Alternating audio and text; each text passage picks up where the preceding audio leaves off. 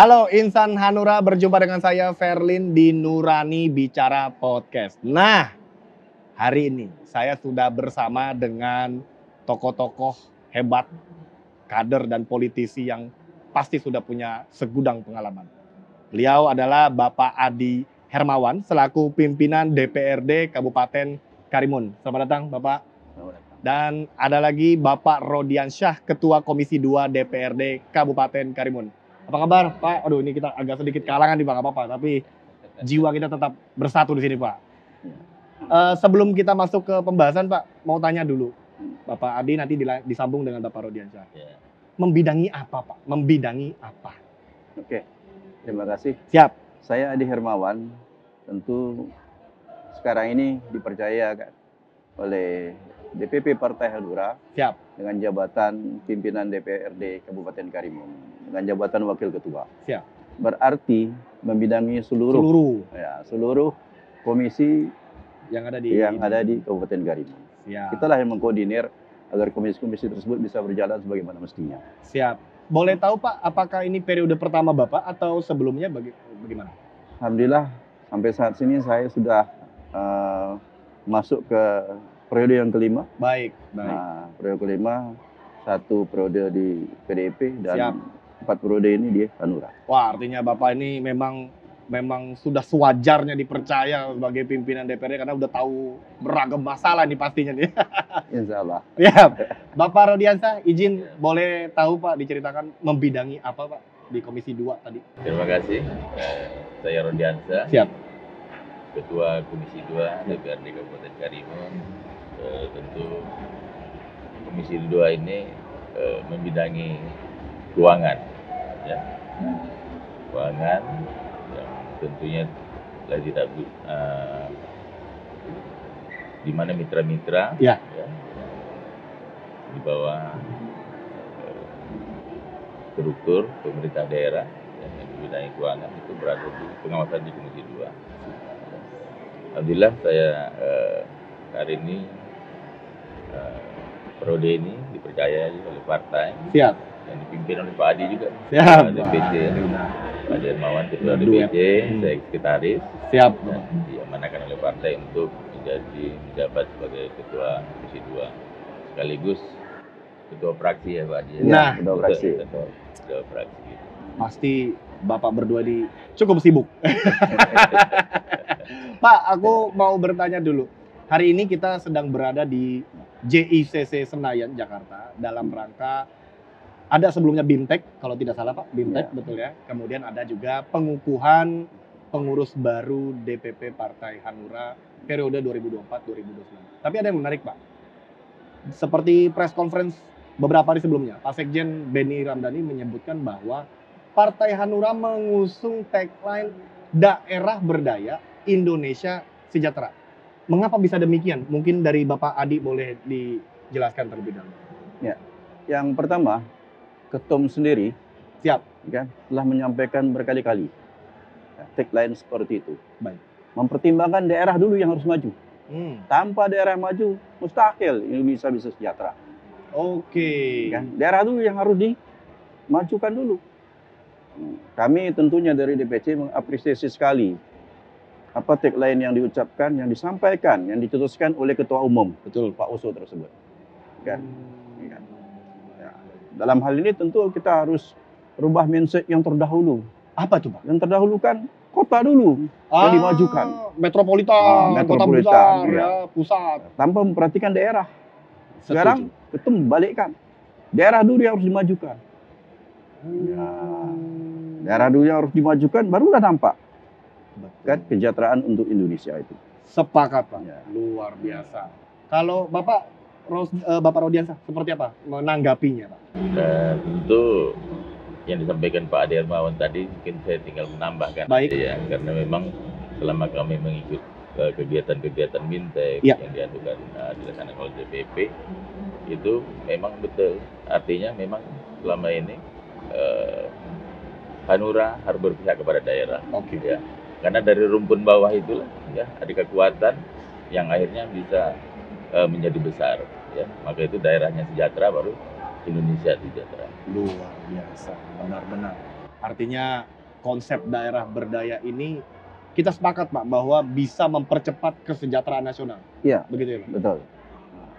Pak, tadi kami tahu Bapak berdua bertugas di Kabupaten Karimun. Boleh mungkin diceritakan Pak, mungkin karena ada audiens yang belum begitu tahu atau ingin tahu seperti apa Pak potensi di daerah tempat Bapak sendiri berdua. Kira-kira gimana Pak? Oke. Potensi. Kabupaten Karimun ini Iya Pak. itu adalah merupakan suatu daerah kepulauan. Oke, Nah, itu terdiri dari pulau-pulau. oke. Sehingga potensi kepulauan tersebut ini memang banyak harus digali. Dengan mata pencaharian di situ, sebagian besar adalah nelayan. Potensi untuk penggalian sumber keuangan daerah di sini adalah salah satunya Karimun yang paling terbesar itu adalah dari pajak galian golongan C. Oke, pajak galian. MBLB namanya ya kan. Baik. Dari segi granit, Oke. bauksit, timah.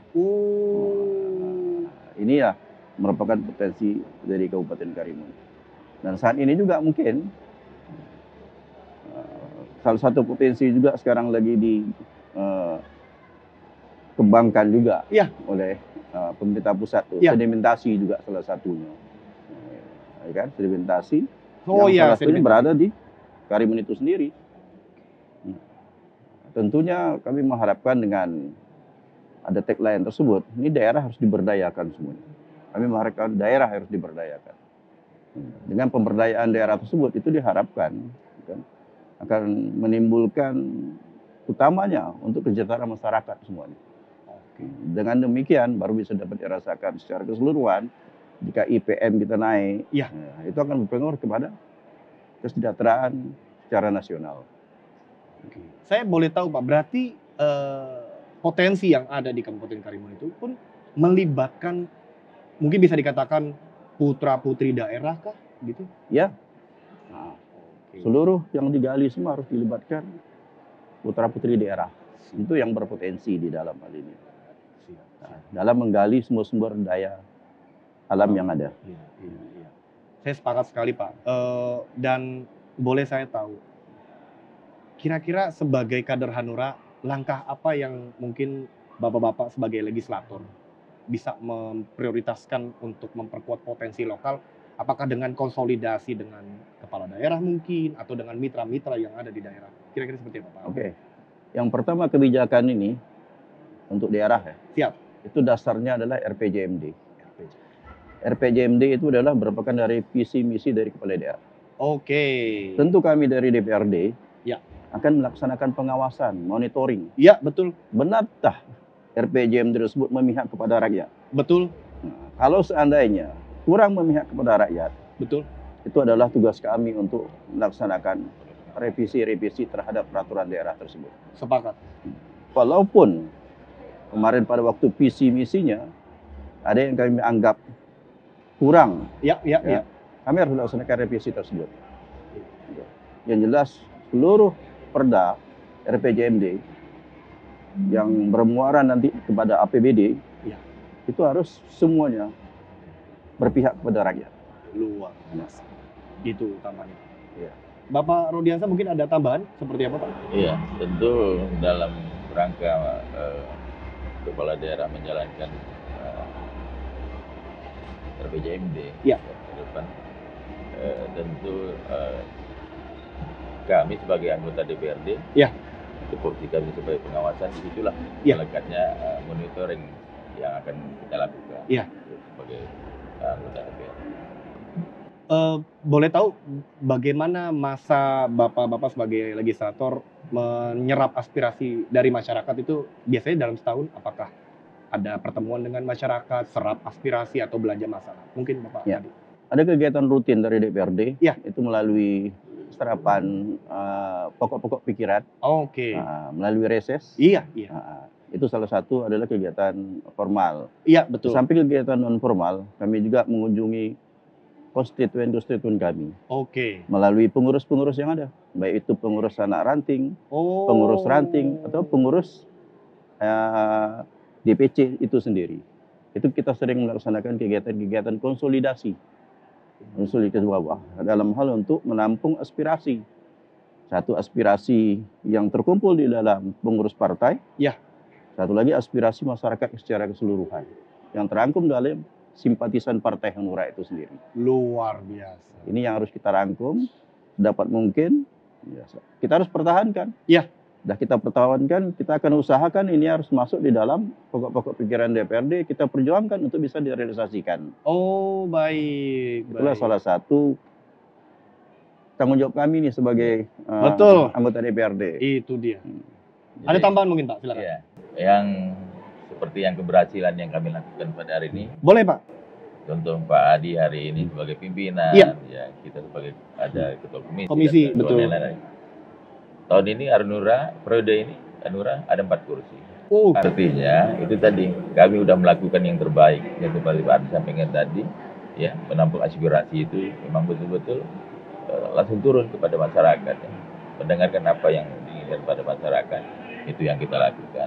Ini keberhasilan kami peroleh itu. Mudah-mudahan ke depan lebih baik lagi. Amin, luar biasa memang. Saya sambung. Boleh, silakan Pak, silakan. Karimun itu ada 4 dapil. Alhamdulillah, masing-masing dapil kami terpenuhi semuanya. Waduh, hebat. Ini sebuah reputasi yang baik karena memang mengerti problem yang ada di masyarakat. Bapak-bapak berdua sudah tahu sekali. Dan pertanyaan terakhir Pak, saya mau tahu satu-satu nanti pendapat Bapak. Apa harapan terkait acara pengukuhan hari ini kepada para pengurus DPP Partai Hanura periode 2024-2029 untuk kedepannya? Mungkin ada yang mau disampaikan. Silakan dari Bapak Adi. Dengan acara pengukuhan ini, tentunya kami mengharapkan DPP ke depan seringlah koordinasi ke DPD ataupun DPC. Itu yang pertama. Yang kedua, tadi disampaikan oleh Pak Sekjen, Pak Beni Ramdhani. Dan kami mohon di dalam hal ini, jika perlu, saatnya inilah penentuan caleg untuk DPR RI itu dicetuskan, disampaikan. Dari sekarang itu digambarkan. Agar ke depan, pada pemilu yang akan datang, kita sudah tahu nih, caleg-caleg di DPR RI itu, yang potensi itu yang mana. Sepakat Pak. Jadi masyarakat sudah tahu, pengurus pun sudah tahu. Jadi pada waktu kita ingin menjual, itu akan lebih mudah. Sepakat Pak. Boleh di closingin oleh Bapak Rudiansyah. Tentu harapan lebih baik ya. Pasti Pak. Lebih baik. Pasti. Keinginan kita bahwa kita harus ada perwakilan di Senayan. Ya, tentu kerja ini kerja yang nggak mudah, yang harus koordinasinya sampai ke bawah, ya ke bawah. Harus benar-benar yang disampaikan Pak Adi tadi, udah dari sekarang udah kita siapkan. Siapa calon-calon di daerah-daerah yang berpotensi ya Pak? Yang berpotensi untuk mewakili DPR RI. Sehingga kita untuk berkomunikasi selama untuk sampai ke 2029 nanti mungkin bisa lebih baik. Tentu, luar biasa. Ya mudah-mudahan melalui podcast ini juga bisa tersampaikan apa yang menjadi harapan, apa yang menjadi titipan pesan dari masyarakat daerah juga pastinya saya tahu. Baik, Bapak Adi. Bapak Rudiansyah, terima kasih atas waktunya di tengah kesibukannya hari ini di Jakarta. Tapi kondisi fisik sehat ya Pak ya?